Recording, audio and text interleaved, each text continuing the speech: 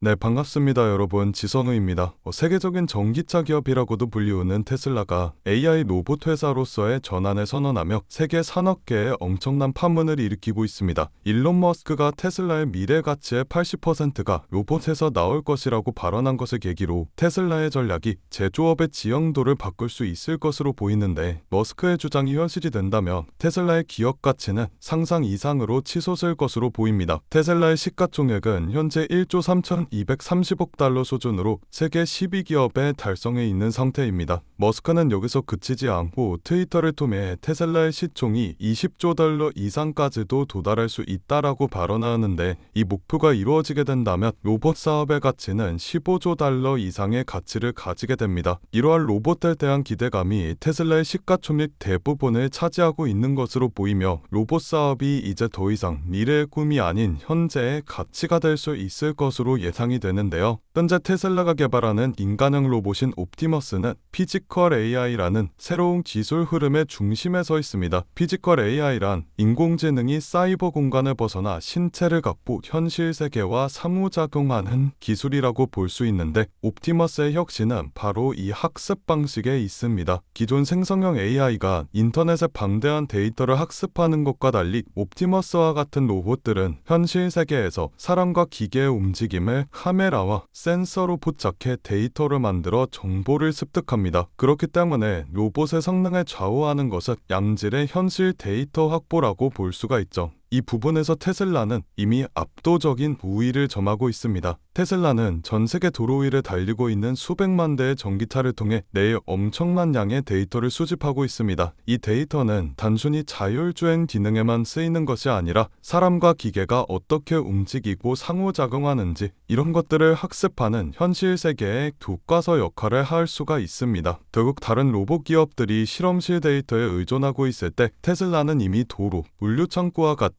현실 공간 정체에서 데이터를 축적하고 있다라고 볼 수가 있죠. 또한 테슬라는 이미 자율주행 칩과 배터리, 모터, 그리고 소프트웨어까지 모든 기술을 자체적으로 개발하고 있습니다. 수직 통합 전략이라고도 불리우죠. 이 통합 능력은 로봇 사업에서도 그대로 적용이 되며 후발주자 기업들이 테슬라를 단기간에 따라잡기 힘든 엄청난 차별화 포인트라고 볼 수가 있습니다. 테슬라는 옵티머스가 가정은 물론 공장에서 부품을 옮기고 조립하는 다양한 임무를 맡을 것으로 기대합니다. 10년 후 10억 대의 인간형 로봇이 사람과 함께 사는 시대가 올 것이라는 머스크의 예언이 이루어질 날이 점점 더 가까워지고 있다라고 볼 수가 있는데요. 이러한 인간형 로봇의 잠재적인 수요는 굉장히 높다라고 볼 수가 있습니다. 머스크가 테슬라의 가치의 80%가 이 옵티머스에서 나올 것이다 라고 얘기한 것도 이 엄청난 시장 잠재력을 보고한 발언입니다. 즉, 옵티머스가 발전하면 발전할수록 테슬라는 AI 로봇 기업으로 재평가가 되고, 그것이 결국에는 주가 상승으로 이어지게 된다라는 건데, 트럼프 미국 대통령이 내세우는 제조업 부활 정책의 가장 큰 걸림돌 중 하나는 숙련된 노동자들의 부족과 높은 이직률입니다. 미국 공장에서 100명을 새로 뽑으면 1년 안에 30명이 그만둔다고 합니다. 이 30%에 육박하는 이직률은 산업 전반의 고질병으로 기업은 끊임없이 새로운 인력을 교육해야 되는 부담을 갖게 됩니다. 로봇은 이 문제에 대한 근본적인 해결 방법으로 떠오르고 있는데요. 중국 같은 경우엔 이미 공장 자동화에 속도를 내고 있습니다. BYD와 샤오미와 같은 대기업들은 이미 높은 수준의 자동화를 이루었으며 앞으로 인간형 로봇들을 통해 생산성을 더욱 높이려고 하고 있습니다. 이렇게 현재 시장의 상황은 우리가 모르는 사이에도 빠르게 변화하고 있습니다. 산업 자체가 다음 세대로 넘어가고 있다라고 볼 수 있죠. 그렇다면 우리가 큰 돈을 벌기 위해선 어떻게 해야 될까요? 저는 우리의 근본적인 투자 방식부터가 달라져야 한다라고 생각합니다. 남들이 다 사서 어제 얼마만큼 올라서 주변에서 말해줬는데 이게 진짜 좋다고 해서 이런 투자 방식이 아니라 남들보다 빠르게 돈이 움직이는 방향을 미리 캐치해서 빠르게 선점해야 된다라는 건데요. 저는 그 미래 기업 중 하나를 테슬라라고 보고 있습니다. 그렇기 때문에 우리는 테슬라와 같은 대형주들에 투자를 해서 안정성을 가지고 가되 특정 기업의 주식을 사는 것을 넘어 새로운 시대를 열어갈 메가 트렌드 자체에 투자하는 관점이 필요하다라는 겁니다. 그래서 오늘은 그 누구도 아무도 알려주지 않은 3위 단